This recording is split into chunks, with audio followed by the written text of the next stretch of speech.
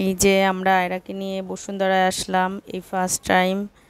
আমরা এর আগে অনেকবারই আসছি, কিন্তু আয়রাকে নিয়ে কখনো আসা হয়নি, তাই ভাবলাম আজকে আয়রাকে নিয়ে আসি। তো আমরা উপরে যাচ্ছি, আয়রা আইসক্রিম নিল একটা। এরপরে উপরে যে আয়রার ছবি তোলার জন্য চেষ্টা করলাম, বললাম মা তুমি একটু ঠিক হয়ে দাঁড়াও, তোমার একটা ছবি তুলি। কিন্তু সে ঠিক হয়ে দাঁড়াই না, পাশে লোকের পাশে দাঁড়ায়, নড়াচড়া করে, ছবি আর তুলতে পারলাম না। এরপরে ওকে নিয়ে উপরে গেলাম খাওয়ার জন্য, কারণ ও সন্ধ্যায় কিছু খায়নি। এরপরে ও মেনু দেখছে, এরপরে বলে চিকেন ফ্রাই খাবো। তো ওর বাবা চিকেন ফ্রাই নিয়ে আসলো। এরপর চিকেন ফ্রাই দেখে সে খুব খুশি, একটু ওয়েট করে না, তাড়াতাড়ি মুখে দিল, মুখ দিয়ে পড়ে গেল।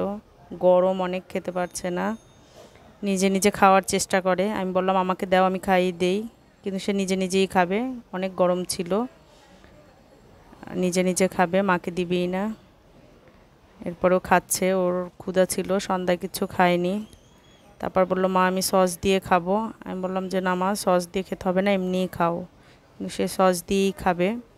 এরপরে সে সস নিল, আমাকে বললো খুলে দাও।